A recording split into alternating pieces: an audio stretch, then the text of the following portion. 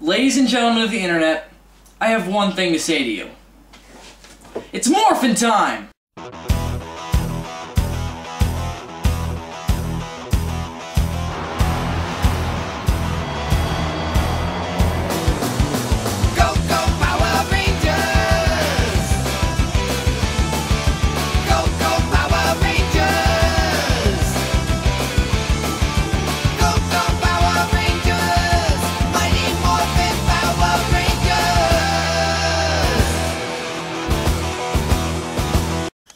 When I was a kid, I freaking loved Power Rangers, and hey, I still kinda do.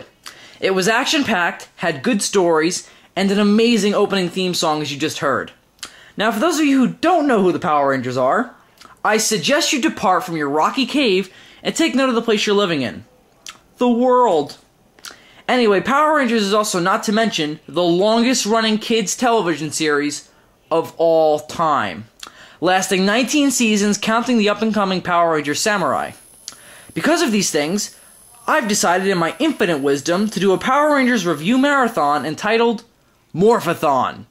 In this Morphathon, I'm going to be reviewing the 2 theatrical Power Rangers films, Mighty Morphin Power Rangers the movie, and Turbo, and the 2 anniversary specials, Forever Red and Once a Ranger.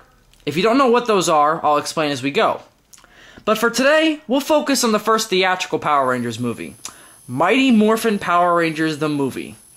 Released at a time when every kid in the country was going around with their friends screaming, "It's Morphin' time!" and singing the unbelievably addicting and unbelievably sung by Slipknot theme song, Go Go Power Rangers. Anyway, so as I mentioned, the film came out in the power-crazed year of 1995, when Mighty Morphin Power Rangers the TV series was in its 3rd and final season.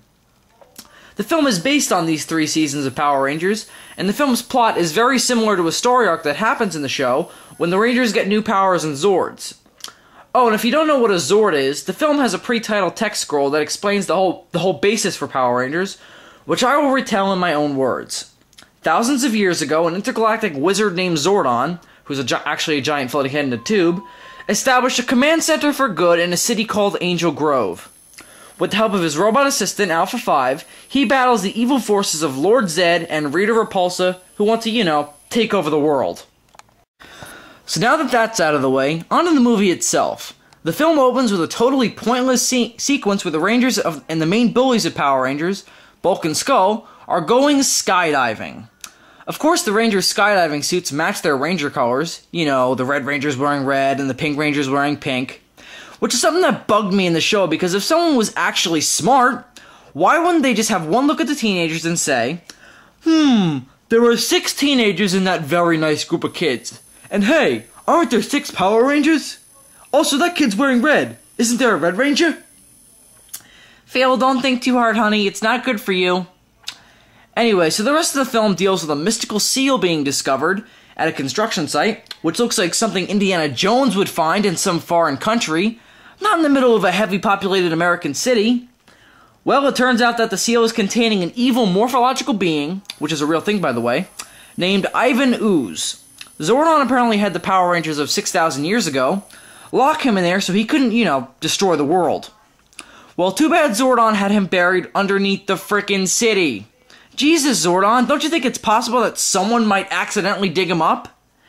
On the topic of Zordon, he looks really, really different in the film. I guess he looks better, except for the fact that he sort of looks like a bald vampire.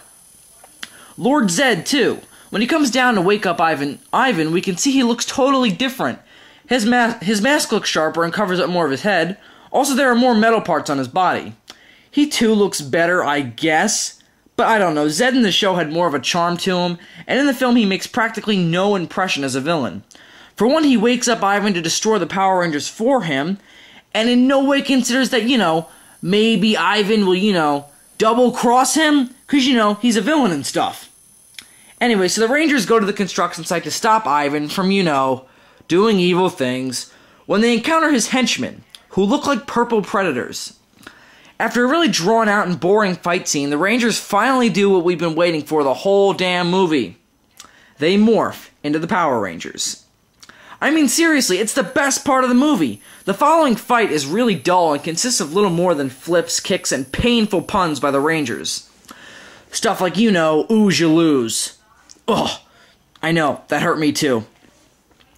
Anyway, so the rest of the film is about the Rangers finding the command center trashed by Ivan, and Zordon's energy tube destroyed. Holy crap, we see Zordon in a humanoid form! This, ladies and gentlemen, I consider to be a shit-your-pants moment. Apparently Zordon's dying, and the Rangers are losing their morphing abilities because of it. And so Alpha tells them that they have to go to a planet called Phaedos and claim something called the Great Power in order to save Zordon, their powers, and stop Ivan. Meanwhile, Ivan returns to Zed and tells him he's taking over his palace on the moon and is claiming Earth for himself. So Ivan shrinks Zed and Rita down so they can fit in a snow globe. What? Ivan's main plan is to reactivate his own personal Zords, the Ectomorphicons, in order to destroy Angel Grove and, you know, take over the world. Meanwhile, the Rangers head to Phaedos to get the Great Power. When they get there, they're greeted by another drawn-out fight scene which consists of, you know, flips, kicks, and puns. You know, is there any point in continuing talking about the plot? It's just an excuse for the film to drag us from boring action scene to boring action scene. So let's quickly get through the rest of the plot. A warrior named Dulcia takes the Rangers to some ruined temple, called rather creatively, the Temple of the Ninjetti. There she gives them their new sacred animals and fashionable burqas. Hey, anyone else know there were ninjas in Saudi Arabia? From there, they go off into the generic jungles of this bland alien world and look for the Great Power. 2 bland and boring action scenes later, one of them being completely random and pointless by the way, they find it rather unimpressively. It returns their morphing abilities and gives them their new ninja Zords to fight Ivan. Meanwhile, back on Earth, Ivan has reactivated his Ectomorphicons and has sent them on a rampage through Angel Grove. The Rangers return to the city and call their new Zords to fight the Ectomorphicons. One difference between the show and movie is that the show used pseudomation and miniatures to characterize the Zords and monsters they fought. The film, on the other hand, uses CGI. Does this make them look more realistic? Hell no! For one, the CGI doesn't even look like it's been finished. And also, whenever the Zords or the Ectomorphicons hit something, or each other, it looks like they're just hitting another green screen. Eventually, Ivan realizes that he's being beaten by the Rangers and decides to merge with the Ectomorphicons to fight the Rangers himself. The Rangers form the Ninja Megazord, which looks horrible, and eventually the battle works its way into space. The Rangers decide to try and destroy Ivan by throwing him into the path of a comet that's passing them. They do this by flying into him and Aisha pressing a giant red button that makes the Megazord kick him in the balls, and Ivan just sort of falls into the comet. Wow. That could quite possibly be the stupidest thing I've ever seen. And remember folks, I reviewed Reptilian. Anyway, so after the Rangers resorted to tactics that your dumbass friend would use to burn you, they return to the command center and use the Great Power to bring Zordon back to life, and everyone lives happily ever after. So, Mighty Morphin Power Rangers the movie. It's probably one of the blandest and most boring movies I've seen in a while. Personally, what sort of redeems it for me is nostalgia. I freaking loved this movie when I was a kid, so that's really all it did for me. If you also have nostalgia for it, it may be worth watching if you're bored and randomly get into Power Rangers again. Otherwise, this movie should be avoided. It has lousy special effects, bad acting, little to no plot, and really has nothing to do with the show. And really, if you want Power Rangers, just go watch the show. So if I'm going to give this movie some sort of rating, I'm going to have to give it a 5 out of 10. It's only worth watching if you have nostalgia for it, otherwise it's just another dumb 90s action movie based on an awesome kid show. Well, that's Mighty Morphin Power Rangers the movie. I hope you enjoyed part 1 of my Mighty Morphathon, and stay tuned because in the coming days we're going to take a look at the second and last theatrical Power Rangers movie, Turbo. So that's all for now. May the power protect you. Zazubaar out.